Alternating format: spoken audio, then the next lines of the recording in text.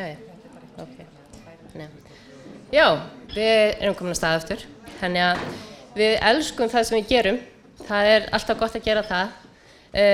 Við sem sagt, vorum á stefnumóti með öllu okkar starfsfólkum daginn og við vorum að endurskilgreina gildin okkar og vorum að hugsa sköpunargleði. Og þá kom þetta sem sagt, frá einum aðila á borðinu mínu. Við elskum það sem við gerum og það einmitt þessi ástríða sem ég finnst svo einkennandi fyrir skapandi greinar. Og það sem gerir það svo skemmtilegt að vinna í þessum bransa, að það náttúrulega, þú veist, þetta oft erfið verkefni, þau eru stór, það þarf að fjármagna þau, það tekur langan tíma og það mjög mikilvægt að við séum alveg með hjarta og sálina í því sem við erum að gera. Þannig komum við verkefnunum í gegn. Og það einmitt þetta hugvit, þessar endalausu hugmyndir sem streyma, sem líka gefur okkur viljan til að halda áfram. Þannig að þetta mjög skemmtilegt umhverfi að vinna í og þetta einmitt finnst mér mjög einkennandi fyrir þessar skapandi greinar. Aðlögunarhæfni líka eitthvað sem við þurfum að vera mjög góð í, eins og Hanna talaði áðan, þá í raun og veru stækkaði iðnaðurinn ef eitthvað í kreppunni en ekki minnkaði og það að því að við erum mjög aðlögunarhæf, við erum mjög viðkvæm fyrir utanaðkomandi breytingum þannig en þessar hugmyndir gera okkur kleift í raun og veru að breyta okkur eftir því sem umhverfi breytast.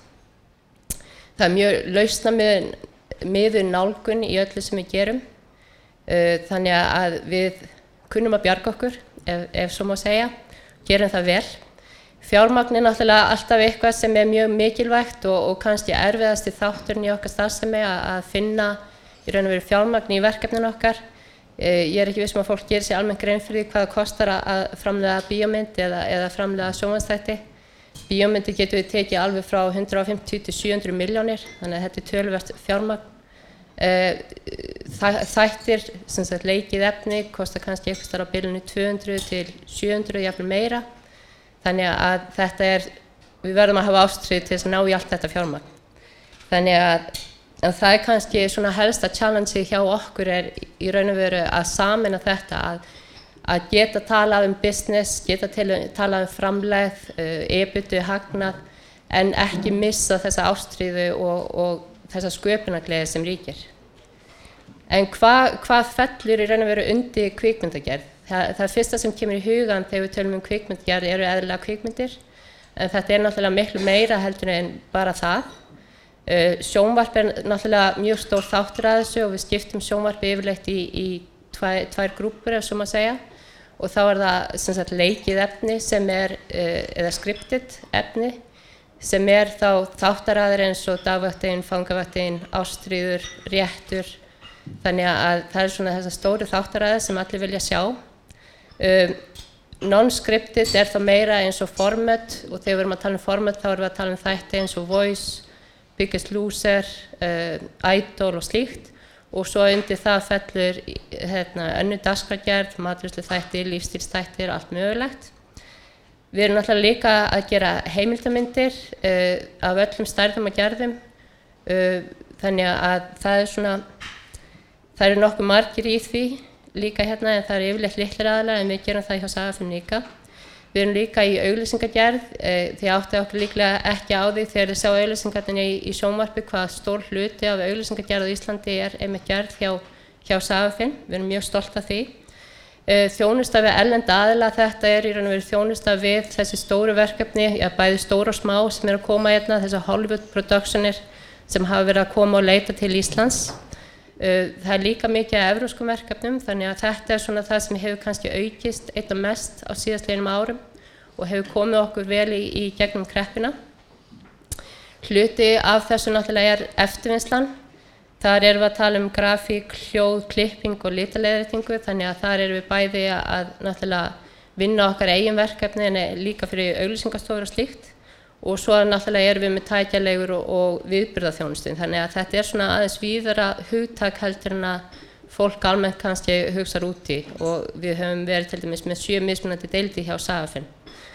Þetta mjög svona í þessum bransa bæði hér heima og erlendis þá þetta yfirleitt svona frekar lítil fyrirtæki, mjög algengt eru svona 4 til 5 manna fyrirtæki en það einmitt þessi sveigjanleiki sem ég var að tala áðan að við svona stækkum og minnkum eftir þörfum. Það kannski 150 til 200 mann sem koma að stóru verkefni, þannig að við erum að ráða kannski 12 til 1500 verktaka á ári. Þannig að þetta eru fyrirtæki sem algjörlega stækka og minnka eftir þörfum. Og náttúrulega sem kvikmyndagerðar manneskja þá náttúrulega stóðst ég ekki að fá að sýna ykkur aðeins það sem við gerum. Þetta svona sýnir aðeins breiddina í verkefnunum okkar á síðasta ári. Og þá bara eiga við tæknina aftur. Sjáum hvað þetta gengur.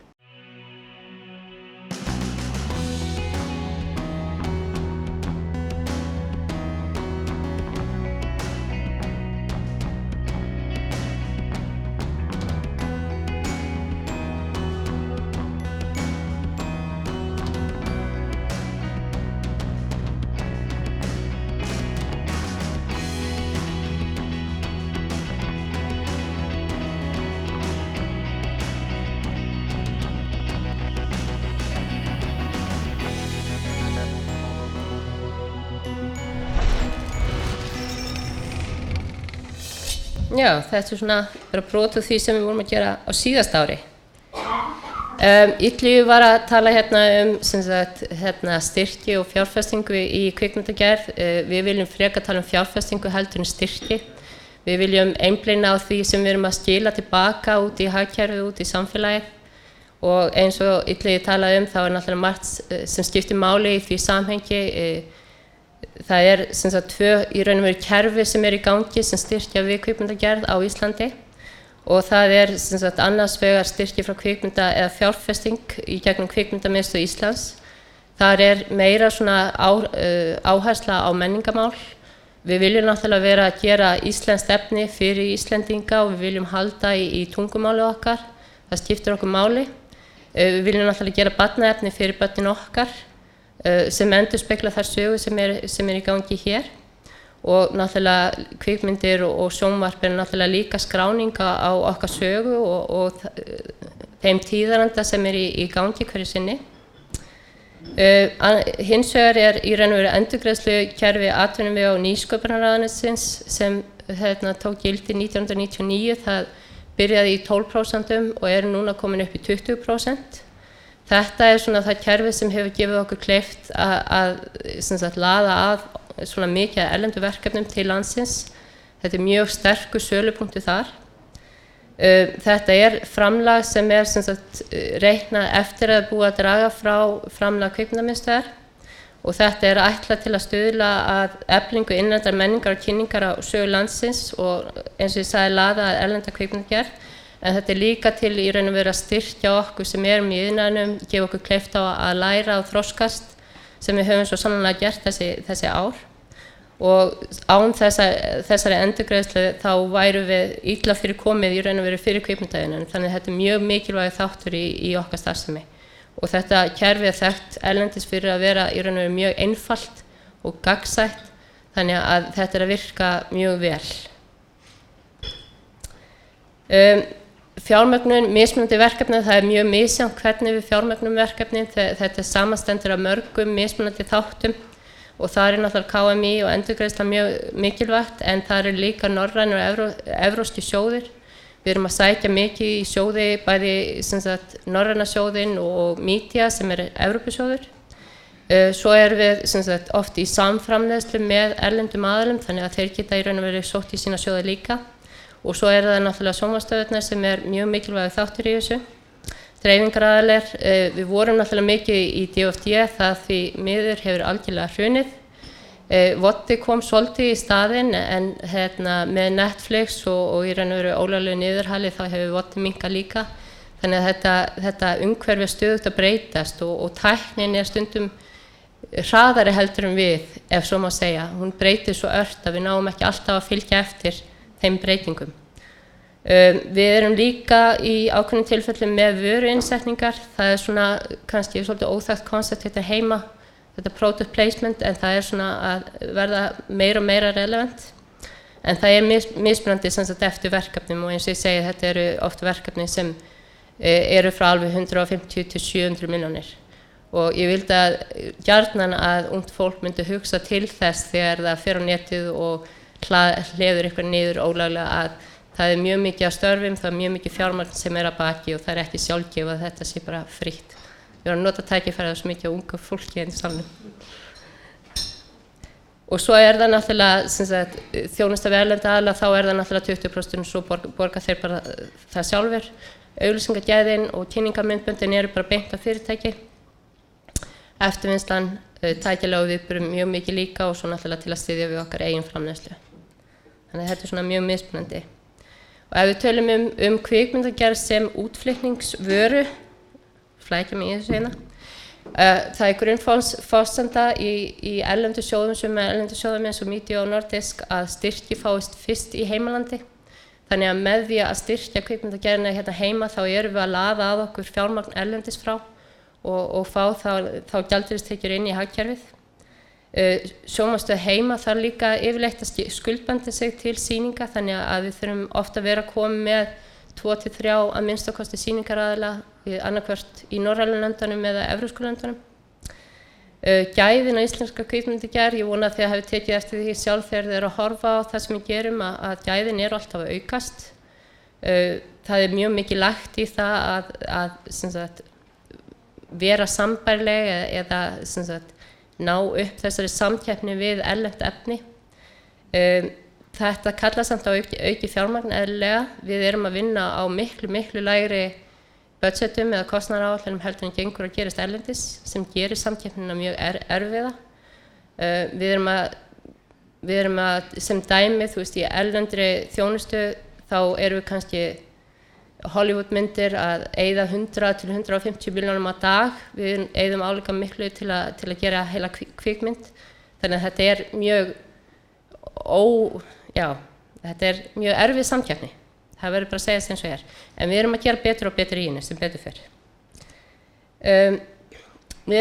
Kvikmyndagerðin alltaf að verða meiri útflutningsvara og þá ég ekki bara að tala það að við séum í auknum mæli að fá styrki inn í það sem við erum að gera heldur erum við líka að ná að selja og dreifa meira eftir að afurðin tilbúin sem frábært. Þarna eru miklu möguleikar líka bara að selja hugvit beint og þá til dæmis í formatum, eins og ég var að segja áðan, format eru til dæmis Idol og annað en það getur líka verið í leiknu efni. Við erum til dæmis að þróa format út frá þáttagerð sem við hefum verið með RÚV í Óskarleginu og toppstöðinni. Og þetta svona svolítið framtíðin, þið hafið séð það með til dæmis danska þætti, það verið að endurgerða í hinum á þessum löndum. Næturvaktin sem við framleiddum var endurgerð í Noregi, þannig að þarna eru möguleikar á að bara fara að selja hugmynd og hugvit og þarna gætum við gert miklu betur. Það nóg af hugmyndum, það vantar ekki, flæðir alltaf hugmyndum, það bara að koma þeim í verk og fá fjármagn fyrir það. Það góðir innviðir hérna á Íslandi, það rosalega mikið reynsla, fólk sem hefur unnið hérna í öllum þessu stóru verkefnum eru búin að byggja sig meiri reynslu heldur en það myndi fá á miklu lengri tíma erlendis. En það fjármagnið sem vil stoppa okkur. Við vorum aðeins að tala áðan einmitt þessar afleitu áhrif og það einmitt 20% erlendra ferðamanna sem komu til Íslands segjast hafa komið til Íslands að því þeir sáu landið okkar í einhverjum kvikmyndum, sjónvarpi eða auglýsingum. Þannig að þetta að hafa mikil áhrif víða annars staðar heldur en bara í kvikmyndagerð. Það hefur verið mikill vöxtur í kvikmyndagerð síðastliðin ár. Árið 2014 þá var þetta 15,5 milljarðar, það nánast tvöföldun frá 2009 þannig að þetta hefur aukist mjög hratt sem bara mjög gott.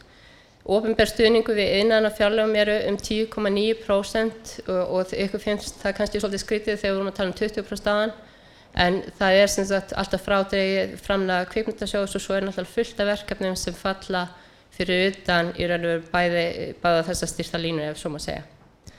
Það var gerð skýrsla á síðasta ári hagræn áhrif kvikmyndagerðar sem sagt gerð af Hagfræðistofnun Íslands og hún sýnir fram á það að beinn virðisauki endurgreiðslunnar sem 730 milljónir á ári sé 1,8 milljarðar að meðaltali á ári með beinum og óbeinum áhrifum. Þannig að endurgreiðslan að skila sér mjög vel tilbaka og hefur náð þeim markmiðum sem henni var sett í byrjun. Og fjöldi starfa sem verða eingöngu til vegna endurgreiðslunnar 1000 á ári, samkvæmt þessari skýrslu. En á hverju erlendu verkefnin að sækja til Íslands? Það náttúrulega eins og ég sagði áðan, endurgreiðslan hefur mikið það að segja, en það náttúrulega líka þetta frábæra landslag sem við búum í og kunnum kannski ekki alltaf að meta fyrir við sjáum það í gegnum augu útlendingana. Það náttúrulega mjög margbreytilegt umhverfi sem útlendingarnir elska. Það stutt á milli staða, það spara pening og tími, það spara tíma og þar með pening. Það mikil sérþekking og það líka sveigjanlegt og lausnamiða viðhorf hjá fólkinu sem vinnur í iðnaðinum. Það eru langir tökudagir hér, það eru 12 tímar að meðaltali í tökum og það eitthvað sem dregur að líka. En ég ætla að leyfa í raun og veru erlendu aðilanum aðeins að segja frá því á hverju þau koma, ég ætla ekki bara að segja það sjálf, þannig að ég með annað myndband. We went to Iceland because, having shot sections of Batman Begins, the stuff set in the Himalayas, we knew the terrain very well, and we knew that it offered us a lot of different looks that we hadn't been able to use in that film. It's one of the few places in the world where you can get 2 or 3 very, very different, extreme looks within the space of a couple of miles. Iceland was an extraordinary location that far exceeded my imagination. Here's this dot on a map, and then we go there and say, whoa, this place is not of this earth. I find it very exciting, energizing, trying to achieve set build in difficult locations. And we knew that we could achieve what we wanted to do in Iceland. We've been there before, and we felt comfortable with it.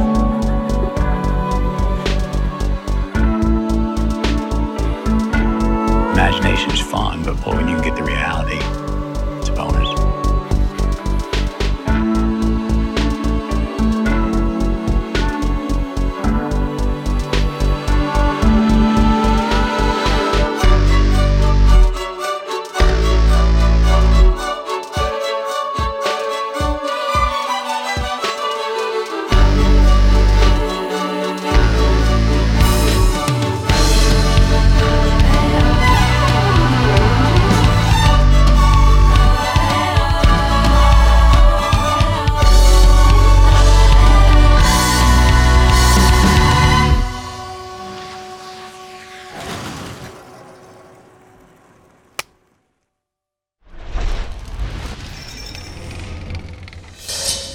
Ég veit ekki með ykkur en ég fæ alltaf smá gæsahúð þegar ég sýni þetta.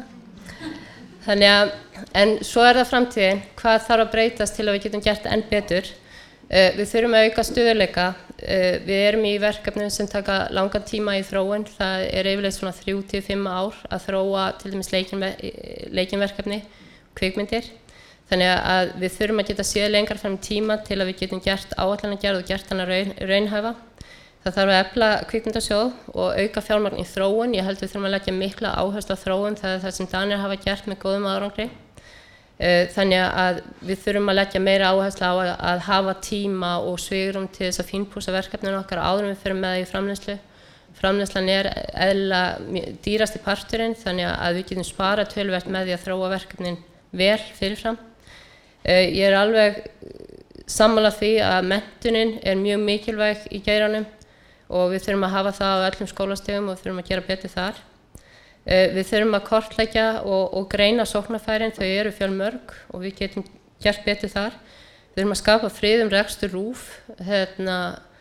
RÚV einn okkar stærsti viðskiptavinur fyrir alla sem vinna í iðnaðinum og það mjög mikilvægt að reksturinn þar sé sterkur, þannig að þeir geta skuldbundið sig til þess að fara í metnaðarfull verkefni með okkur. Og svo þurfum við bara að markaðsetja okkur. Við þurfum að fá aukið fjármagn til að markaðsetja íslenska kvikmyndir. Við erum bara komin á þann stað að þetta að verða flott útflutningsvara og við viljum gera meira því að selja og dreifa erlendis.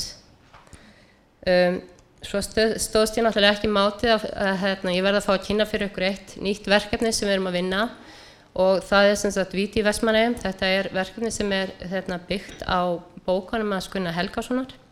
Mjög skemmtilega bækur. Við höfum trú á því að sjónvarp og kvikmyndir sé mjög sterkur miðill og nái til mjög margra, þannig að við viljum í raun og veru segja sögur sem hafa samfélagslega áhrif og taka þannig ábyrgð á samfélaginu líka að einhverju leyti.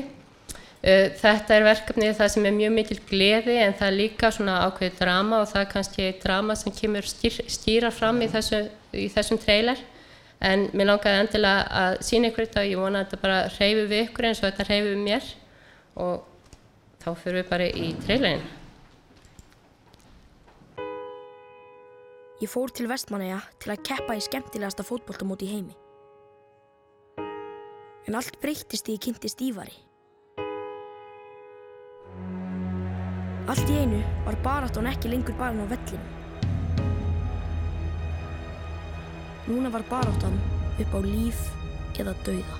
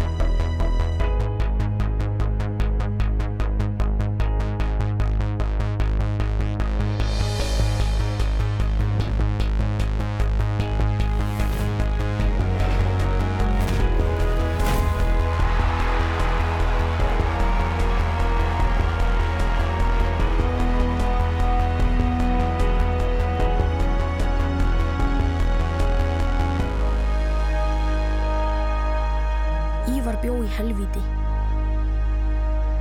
Þá enginn að þurfa að búa í víti. Ég var ekki lengur barn. Við þurftum að berjast. Saman.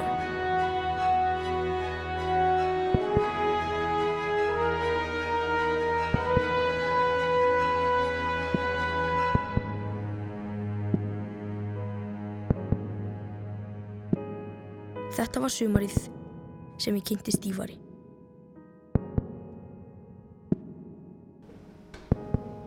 Gerði mig að hálfgerðan kjána þegar ég sá þetta í fyrsta skipti á fundum daginn því ég fékk tár í augun og allt saman. Þannig að við erum mjög stolt af þessu og ég bara endilega farið með börnin ykkar í bíó og sjá þetta þegar þið komið og þetta kemur. Þannig að takk fyrir mig.